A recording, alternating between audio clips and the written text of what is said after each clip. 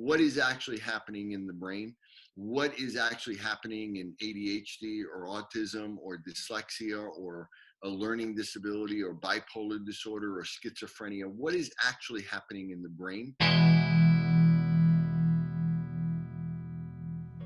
Hi, and welcome to Healthier Family Relationship. I am so happy to have you for another day. And today it's a special day. I'm going to be interviewing Dr. Robert Melillo. Well, I'm primarily a clinician. I mean, I have a practice, an active practice. I've been in clinical practice for almost 35 years. My focus has always been around neurology and rehabilitation.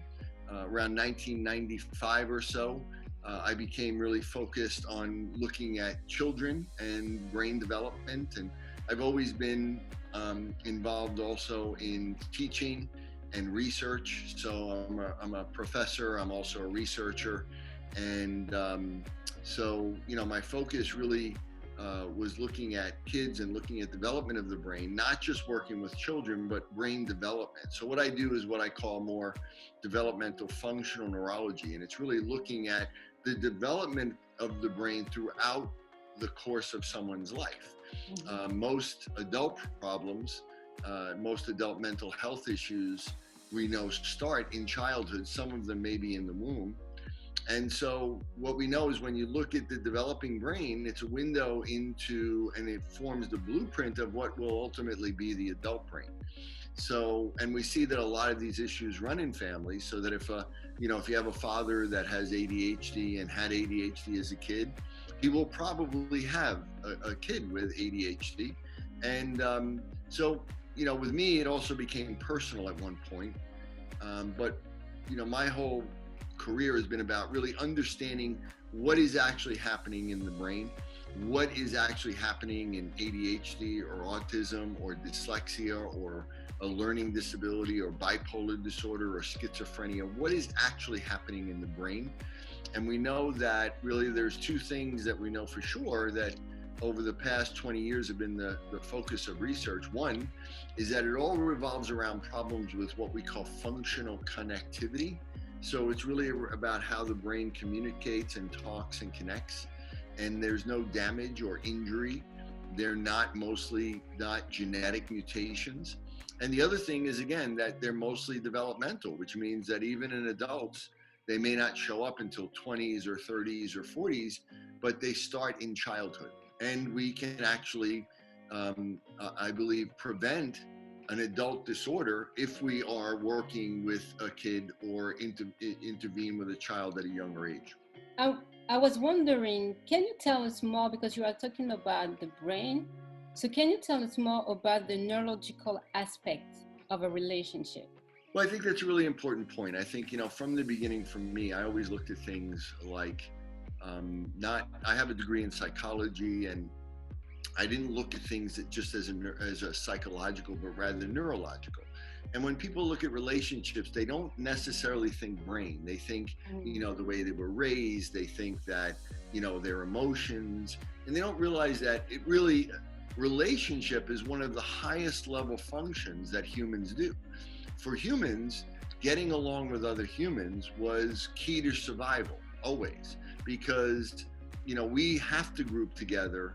Otherwise, in the Stone Ages, humans would die, right? They're not as strong and fast as other animals. And so we had to use our intellect, and we had to bond together. So, and these are really what I look at as right brain skills predominantly.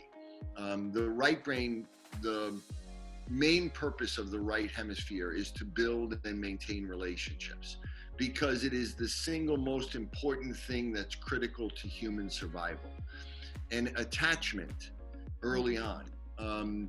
So if you see someone that has a problem with social skills, someone that has a problem with attachment disorders, anybody that has a problem with forming or maintaining relationships, more often than not, they have a problem with the brain, and it's usually not an injury, it's usually development. And usually there's this developmental imbalance between the hemispheres, where the right hemisphere is somewhat delayed or immature, And usually their left hemisphere is overdeveloped. This is what autism is. This is what ADHD is. And in almost all of these right hemisphere delay, a critical feature of it is a problem with relationships. And again, when we look at attachment disorders, we can look at 1 year of age, and this is some of the best research in all of psychology. At 1 year of age, we can do testing on children, and we can determine what their attachment style is.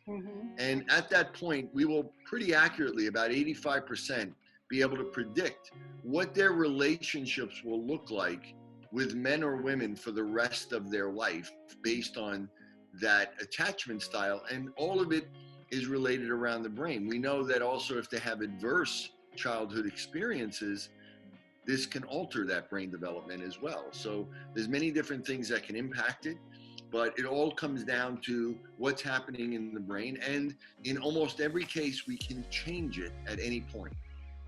So as a doctor, what are the strategies, what are the tools that parents can use or can do to help their children that has the right brain, immature or a little bit delay? How can they cope with that?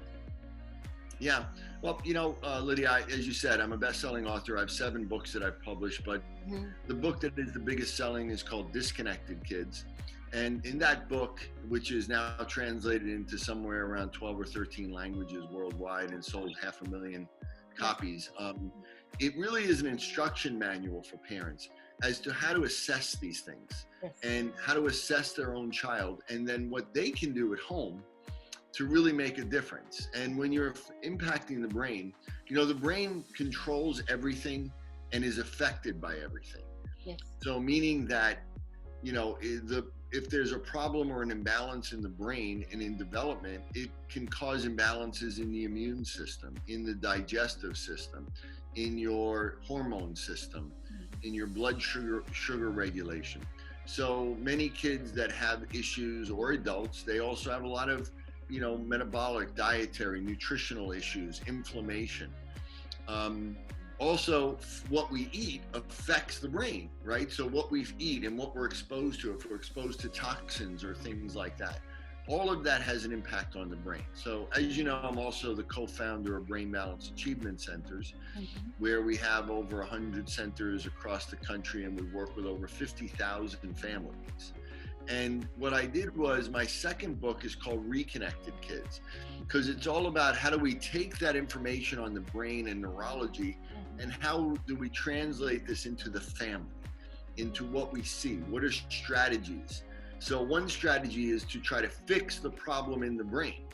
And to do that, it's individualized. Each child is different. So there are exercises, physical exercises, and sensory type of stimulation. If we have a right brain delay, we need to stimulate that side of the brain to promote growth. And then that will promote growth, and that will dampen other areas that are overactive, because these imbalances is really the nature of almost every type of learning, behavioral, and mental disorder that we see.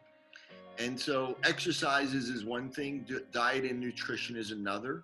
Doing different academic and cognitive skills is important, but then also, working on relationships and, doing things that bring the family, like with the parents. One of the most basic things they can do is, make sure that both parents are on the same page, that their relationship is strong and their communication is strong, because otherwise it creates a lot of confusion in their children, and that usually leads to disruption in the household.